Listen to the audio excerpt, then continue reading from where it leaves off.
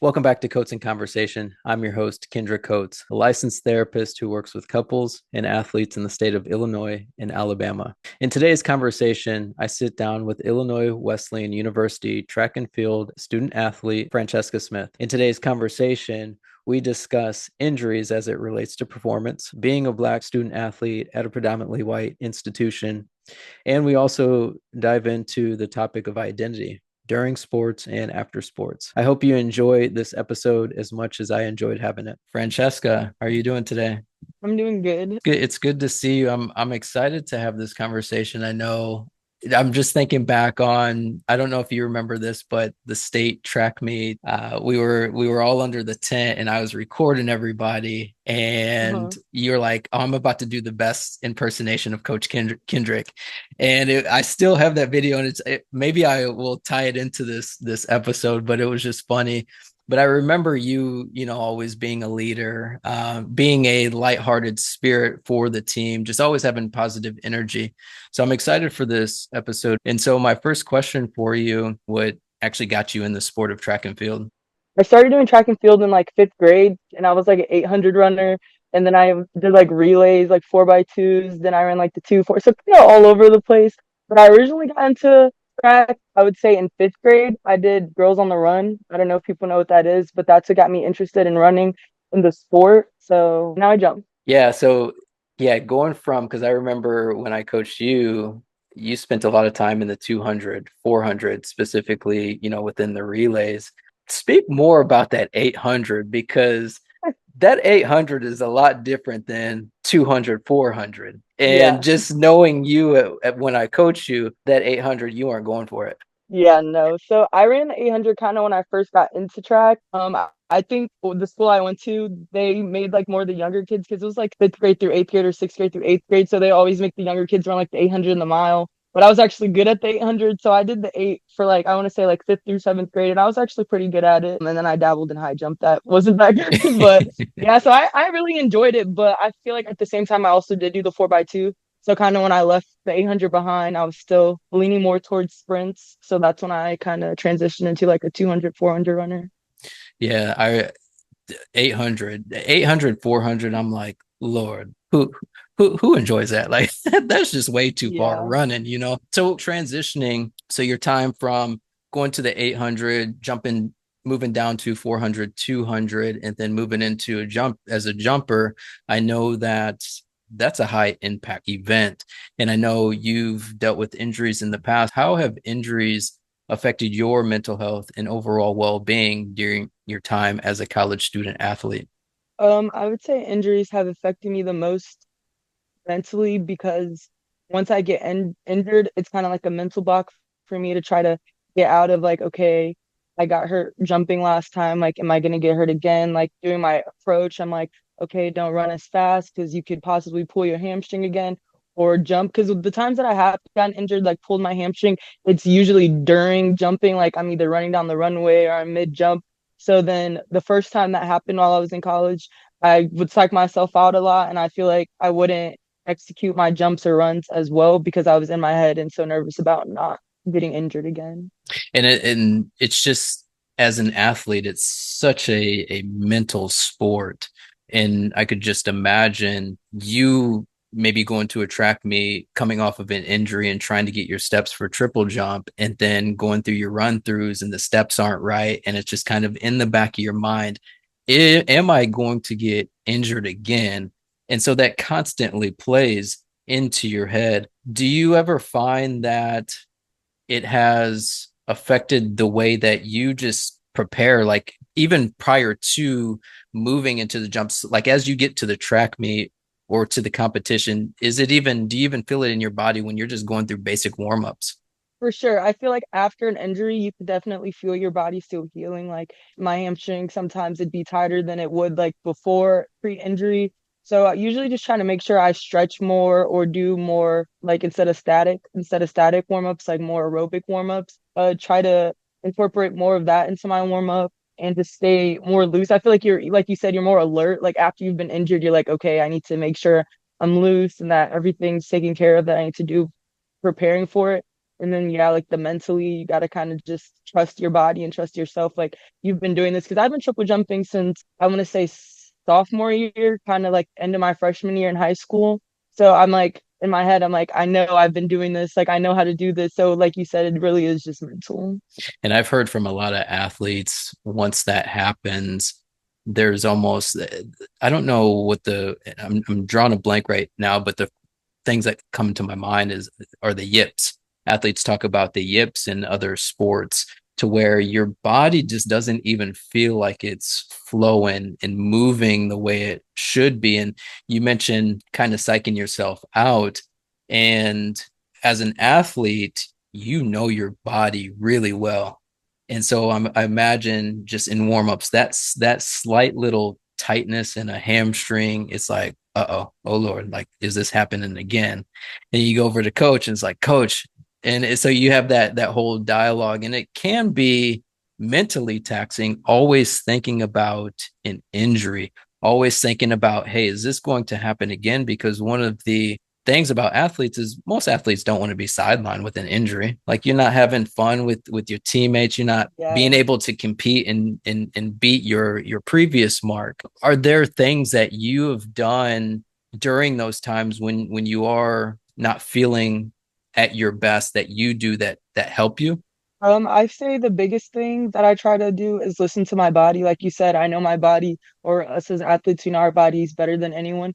'Cause I've learned over the years, like it's better to sit out now, like earlier in the season, like say I get injured earlier in the season than it is like later on for conference where like my team needs me. Because although track is an individual sport, at the end of the day, like we're a team. So like my what I do and contribute in triple jump is the same as like the sprinters or the distance runners, or we all kind of rely on each other. So that's my biggest thing is listen to my body and just know that what I'm doing is for my best overall benefit and for the team's overall benefit. Mm-hmm. And that piece, the way you mentioned it is for you, how you benefit and then how the team benefits. How do you handle the pressure to perform both for yourself and others, especially when dealing with injuries? My biggest thing I would say as I've grown into the sport and just like done all the events is to have fun. I think as long as like you're there cheering on your teammates and they're there cheering you on, the pressure kind of takes the pressure off of it a bit, especially if you have someone like in your event at my school specifically. There's not a lot of us who do triple jump.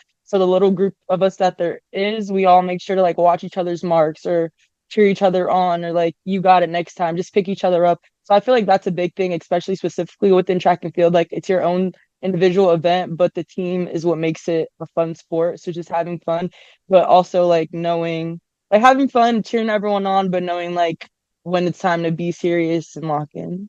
And that balance, I'm sure, is probably difficult to find because, as whether you're in the jump group, sprinters, distant, like athletes like to cut up every now and again. Yeah, And sometimes you got to exactly. know, like, hey, you got to reel that stuff back in and just really Yeah. focus in. I feel like that was a big thing on our our team when you were our I was always cutting up. And I think, I was thinking about it the other day. I don't know if it was you or another athlete to where y'all would come up to me sometimes and ask me a question. I wouldn't give you a direct answer sometimes. You're like, Coach, when are you going to be serious? And I'm just like, we were literally had fun. And I could see how much y'all took some of that, I guess, silliness to competitions to where you just lose having fun because we'd been doing it in practice already. And I would say with your group, y'all were so close knit and tight with whether it be some of the sprinters and you being a leader, you're like, okay, make sure everybody has everything that they need and this, that, and the other. So that goes back to your point of when you go to these meets, you do have a little pack to where other athletes are watching your marks and having your back and being supportive. I know as a coach, former coach, one of the things that has come up is, you don't see a lot of coaches who look like you and I. Now, when you transition into college, sometimes those things follow. So, transitioning into just your experiences as an athlete, how does being a Black athlete at a predominantly white institution affect your sense of identity and belonging? I feel like for me, it's different because I've been on teams where it's predominantly like a white team and there's maybe like one or two like people of color or black people overall. And I've also been on teams where it's maybe like I feel like the team where you were our coach, that was the team where I've been on where it was the most black people. So I feel like I've seen both ends of the spectrum, and then going into college, and I do go to PWI. Our sports team, track and field, has like the most black people, I would say, out of the other sports on our team, but there's still only like a handful of us in the locker room. There may be like five black girls. So just having that experience, it's made me just stay true to myself is Mhm. basically what I'm getting at. Like not to like change who I am, how I act, because different cultures, people click differently. And just because you don't click with someone doesn't mean that like at the end of the day they're still your teammates. And there have been issues on like teams. I feel like there always will be. There's like microaggressions and stuff, like everyone doesn't know everything. Like some people just haven't been exposed to other races or other cultures, even when they have gotten to college. So I feel like that's been something to learn too. Just like sometimes you do have to teach people, but sometimes also to know like it's not your job to teach people because we are in college and we are all adults. So people need to educate to self-educate as well. So I feel like it's just kind of playing it by ear, depending on the situation, is the way that I've gone about it. I like how you mentioned staying true to who you are. And I think it is so hard in different spaces to, for some people to sometimes feel like they have to be a chameleon and blend into whatever the group dynamics are. And I think that's just a testament of you. You are Franchesca, like you are one of one, and you are confident in who you are and what you bring to the table. The other thing, and I'm glad that you mentioned this point, there are times where it's like, okay, do we have to teach other people? And are there other times where it's like, hey, that's y'all's work. You all need to pick up a book and start reading.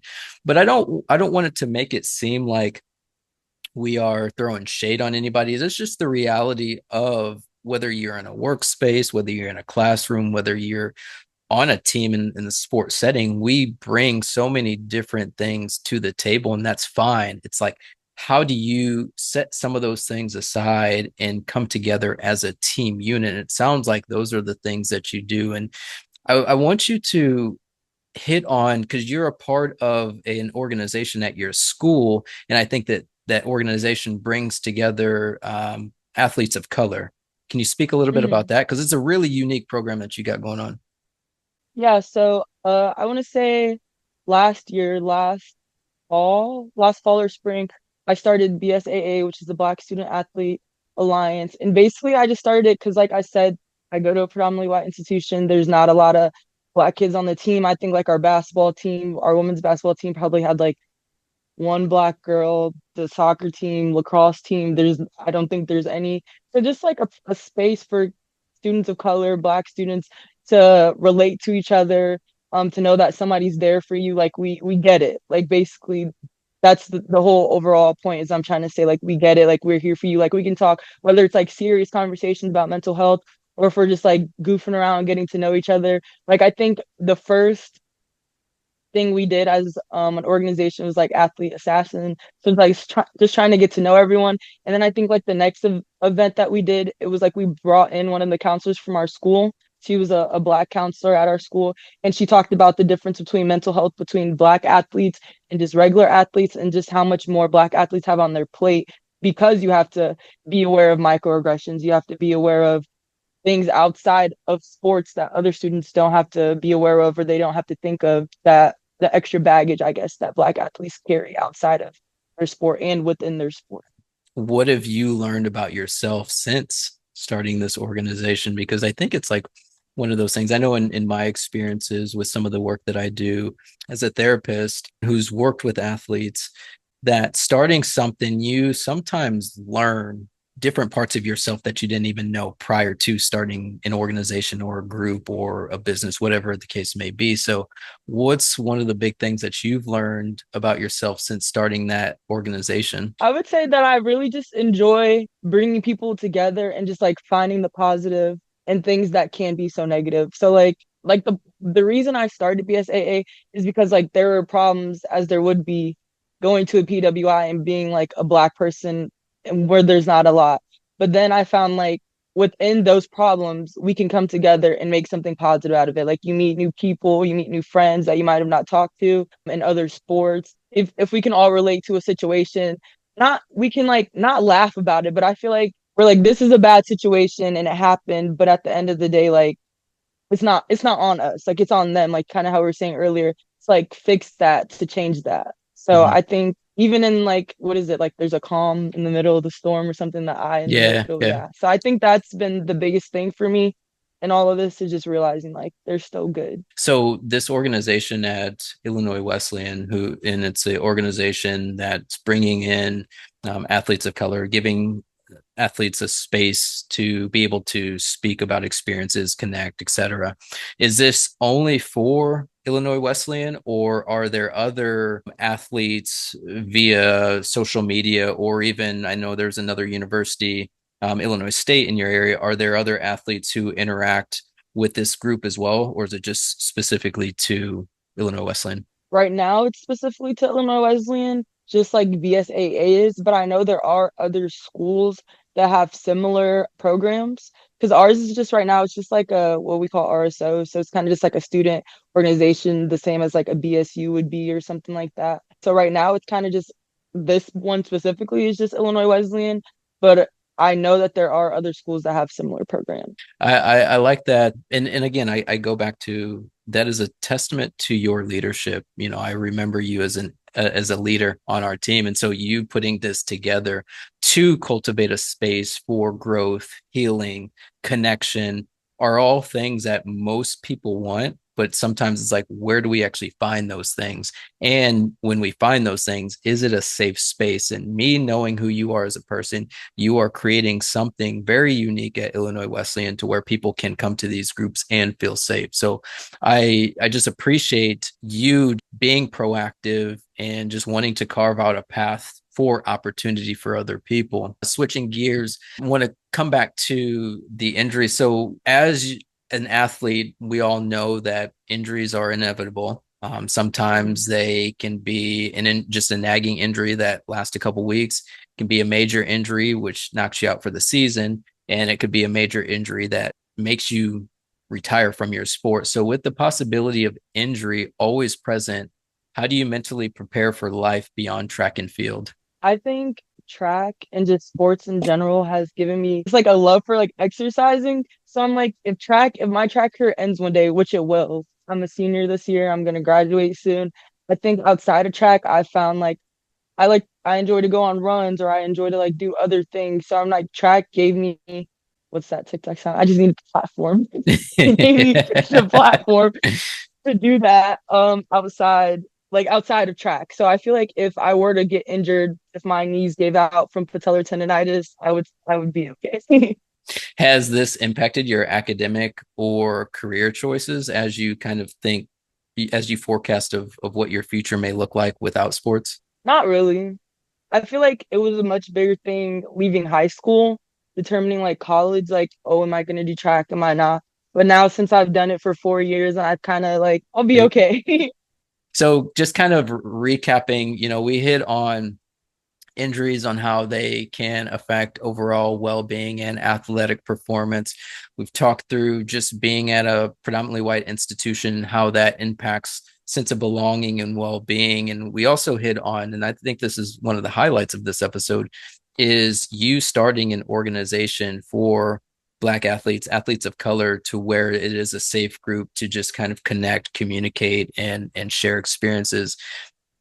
As you think through everything that you've done throughout your whole athletic and academic career, and as you start to wind down your athletic career, do you have anything in mind as far as future wise within a specific career, or do you have anything in top of mind as far as pursuing a more advanced degree?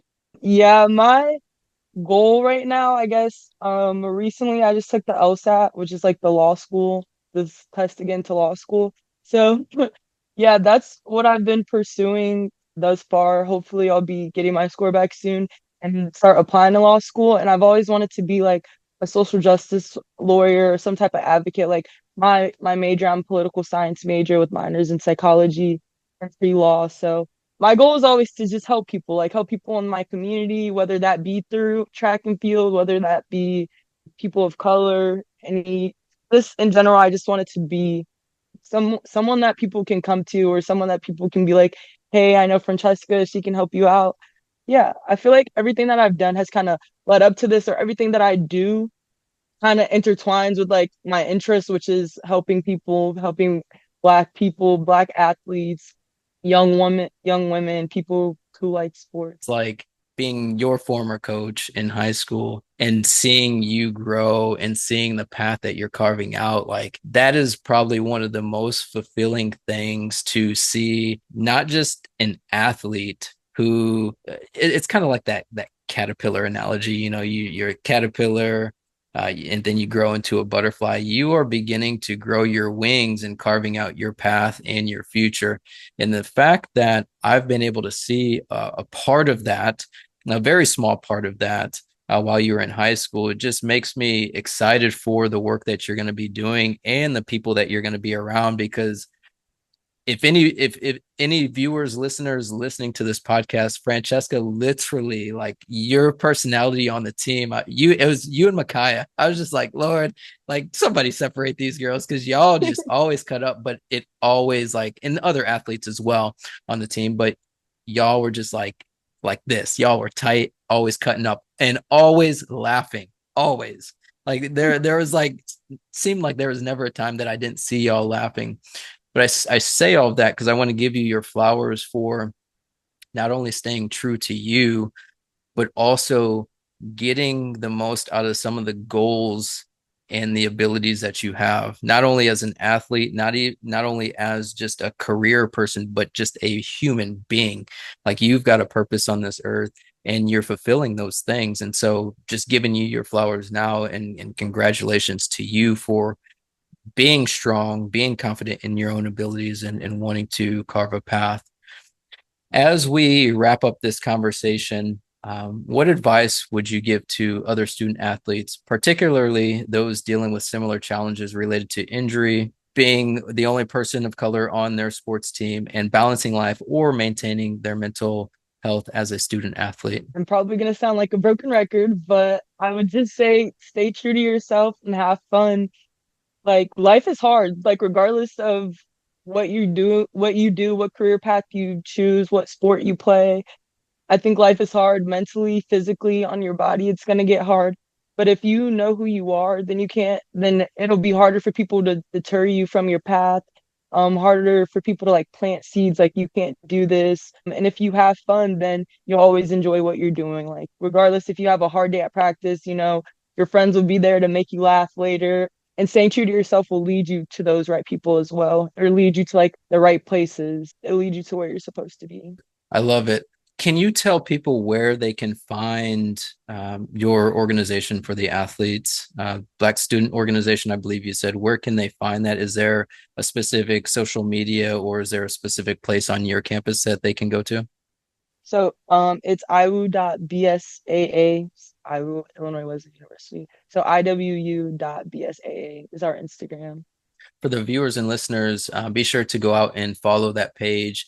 Again, Francesca is doing some great work at Illinois Wesleyan, not only as a student athlete, but as a leader to carve out a space for others who look similar and who have similar experiences. Again, I just want to take the time to thank you, Francesca, for coming on and having this conversation. It's been a pleasure seeing you grow into a mature adult going into the workspace. And I know whatever path you choose, you will be successful because that's who you are and you are authentically you. So I just want to thank you for coming on to Coats in Of Conversation today. course, thank you for having me. Absolutely. So if you're listening or watching Coats in Conversation, be sure to like and subscribe.